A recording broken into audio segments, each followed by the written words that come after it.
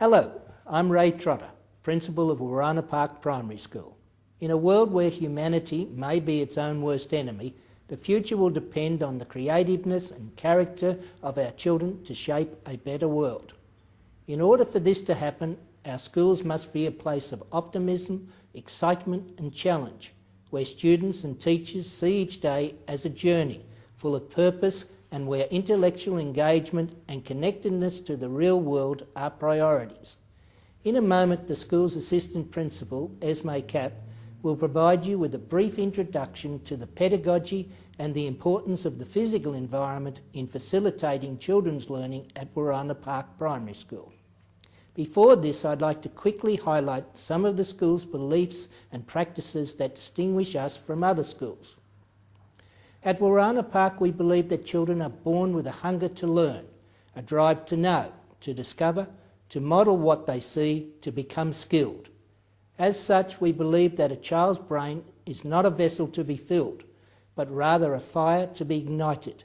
We believe that learning is not a linear process. Indeed, one noted educator describes learning as a tangle of spaghetti, always connected and interrelated. Our emphasis on cross-curriculum studies, focusing on deep learning through research projects, contrasts with the traditional subject-focused curriculum typical of schooling in the past. The school also has a strong commitment to individual learning through collaboration with others, thus recognising the importance of the social and emotional environment in children's learning.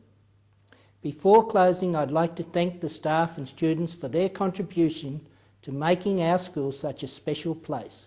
I hope you enjoy the following insights into teaching and learning at Wooranna Park Primary School. Wooranna Park Primary School is situated in a low socio-economic community in an outer suburb of Melbourne, Australia. It is a government school comprising of families and staff from 40 different nationalities. 33 staff currently work with the 350 children enrolled. The school embarked on systemic change to its pedagogical practice, including teaching and learning approaches, organisational structures and physical learning environment in 1997.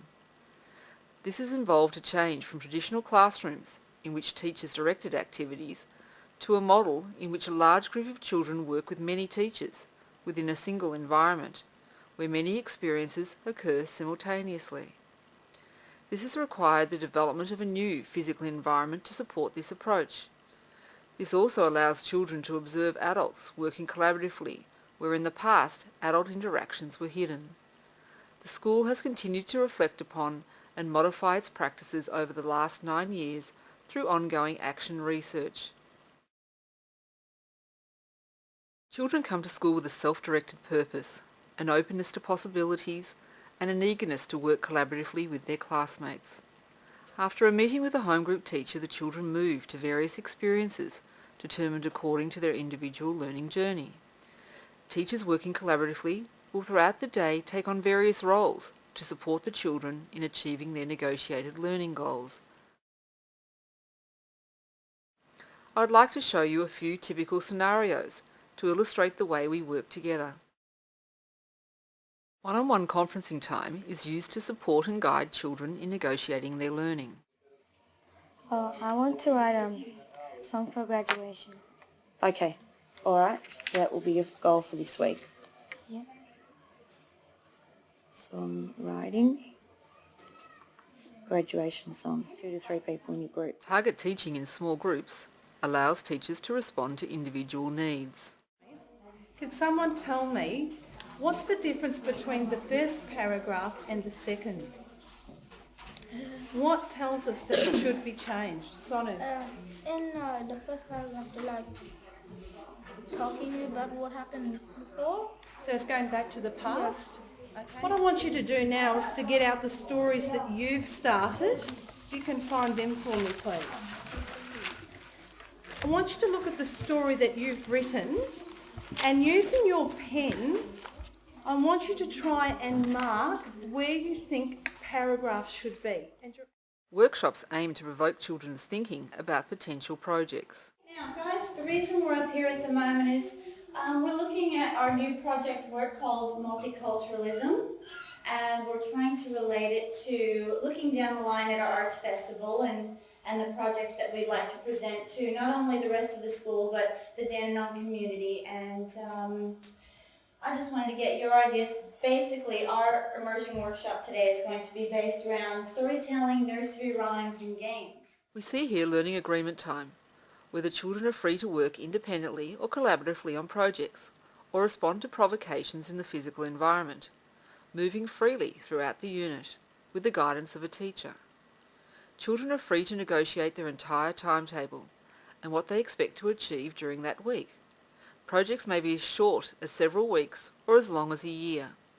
For example, a child may plan to devote their whole week to work intensively on a single project.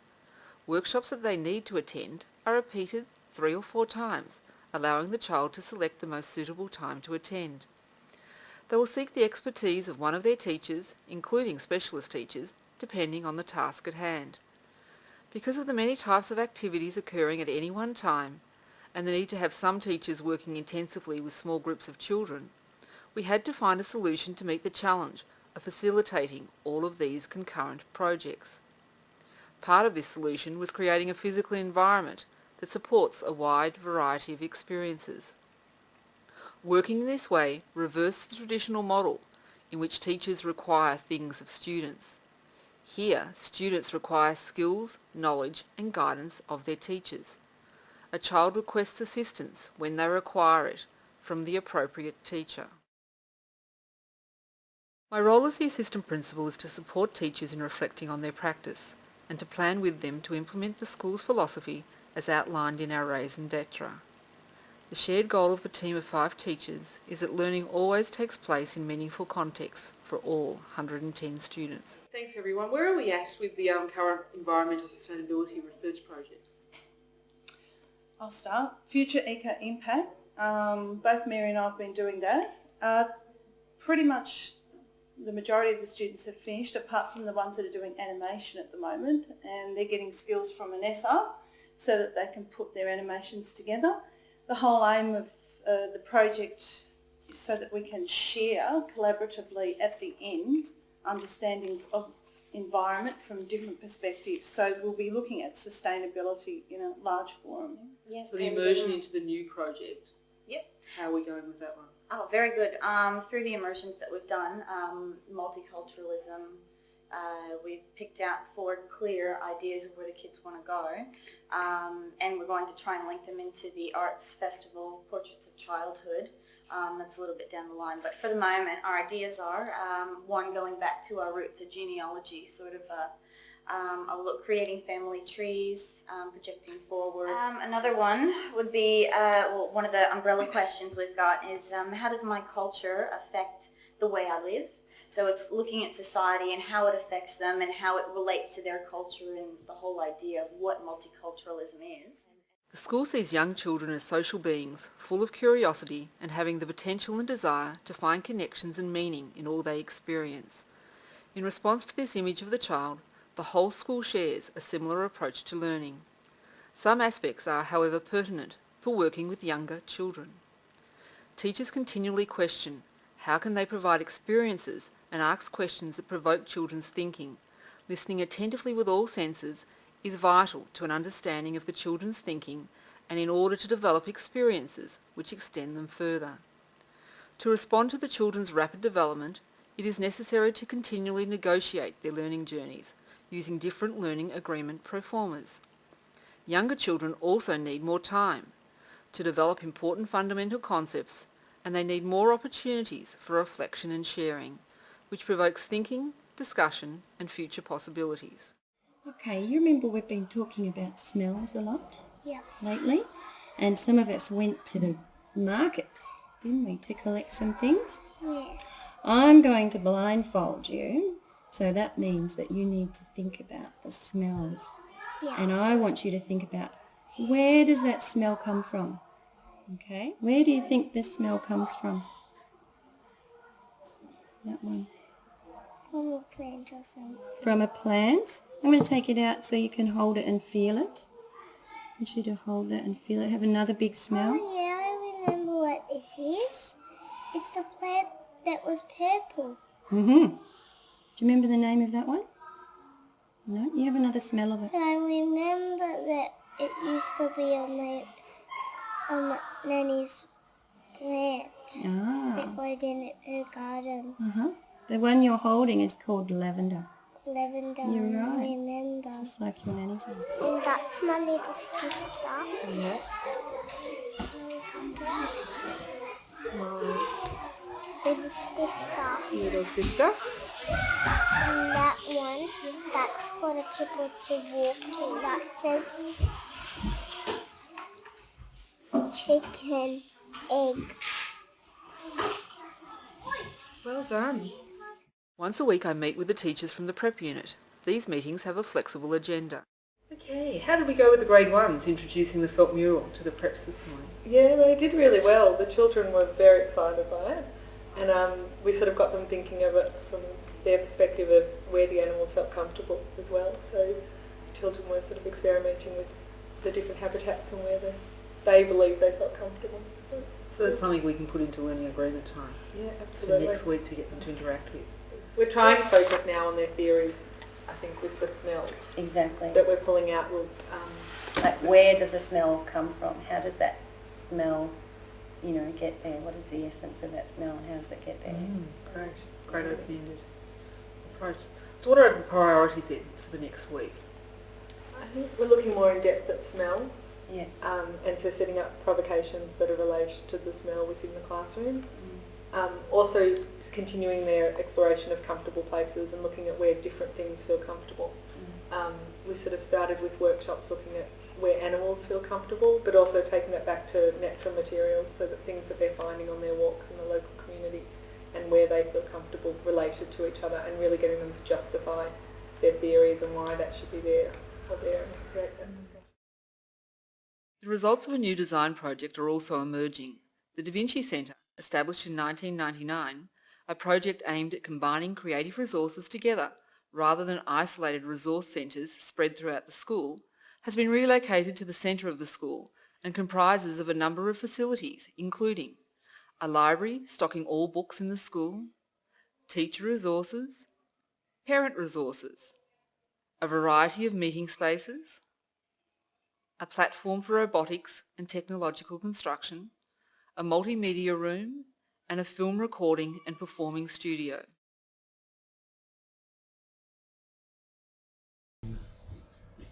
The centre provides spaces for small groups to work collaboratively, facilitated by the specialist teachers. I think your play is going to be Sophie. Dad, okay? Yes. And I'm going to close and just be a person that helps behind stage. Okay, so you're going to be a mask in the backstage. 3 teachers, a librarian research teacher, an ICT teacher and a LOTE community welfare teacher, work collaboratively within the unit.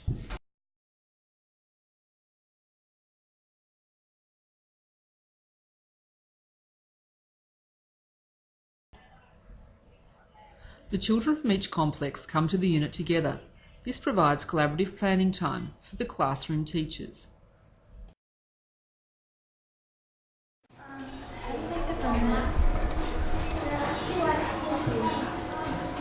Get the pencil from the symmetrical way from this. Yeah, but I don't know how to pull it forward. This.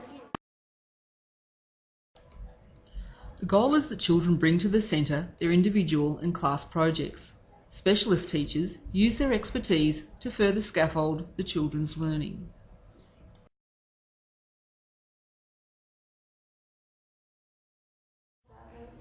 Well, because she was the youngest gymnastist, she was 14 when she entered. What did you want a chance to do what she likes? Where was she born? She was born in Romania, somewhere around there. What year? History? Yeah, well, she was the youngest gymnastist.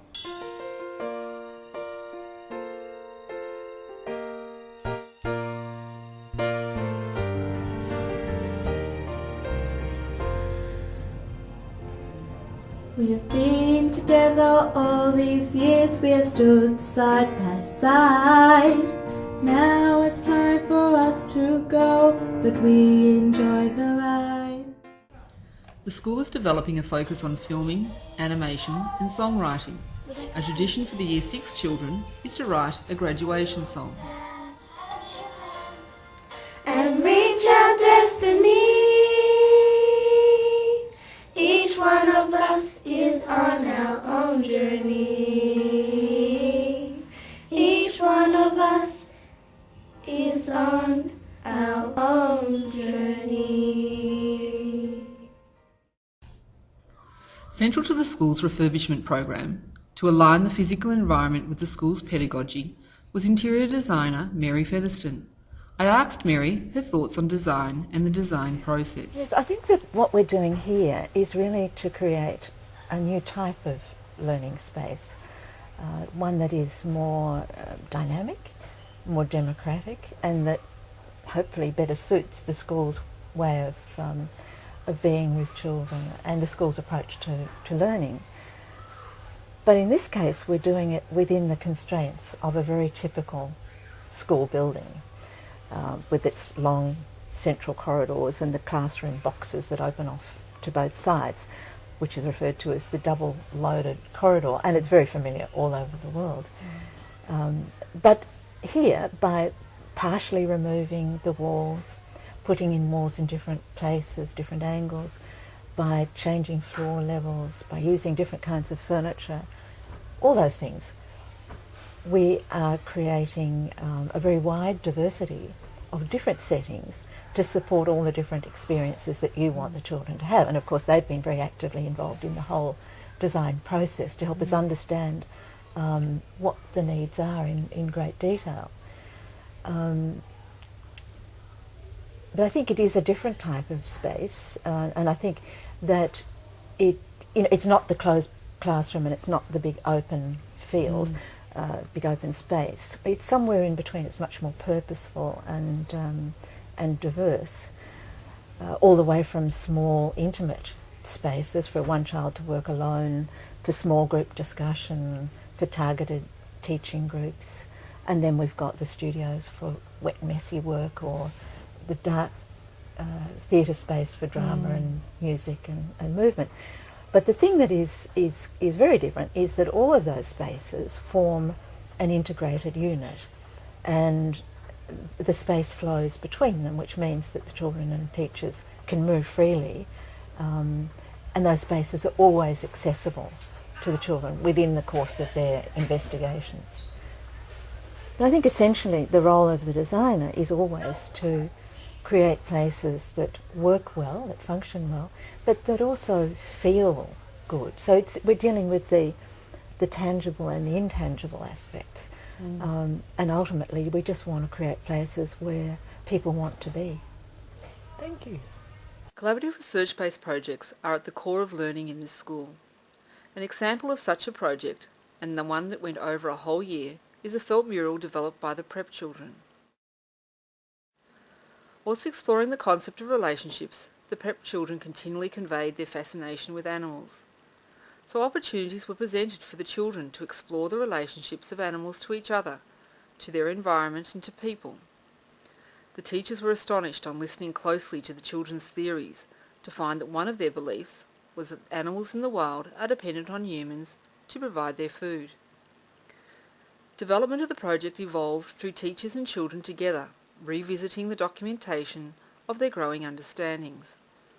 Many opportunities were provided for exploration of their ideas using a wide variety of expressive languages. Numerous experiences followed: pet visits to the classroom, a visiting animal farm, discussions with focus questions, drawing, an excursion to Werribee Zoo, films both fantasy and documentary, and small group projects exploring habitats.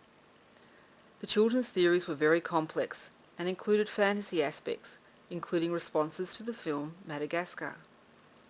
On a trip to her home country, South Africa, an art educator discovered felt murals made by communities and was interested to learn the process of felt making herself.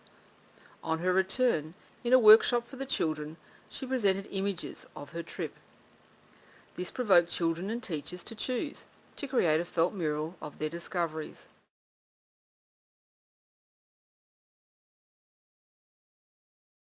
The children wanted movable animals so they could continue to tell their stories, and the teachers wanted to further research the children's connections between fantasy and reality. 10 years ago, the school embraced tenets of Professor George Betts. Change the system, not the child. Do things with children, not to them. We believe them to be as important today as when we first heard them.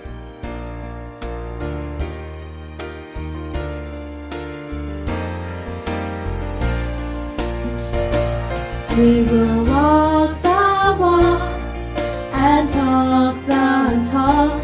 We will be the best we can be. We will stand hand in hand and reach our destiny. Each one of us is on our own journey. We will walk the walk and talk the talk. We will be the best we can be. We will stand hand in hand and reach our destiny. Each one of us is on our own journey. Each one of us is on our own.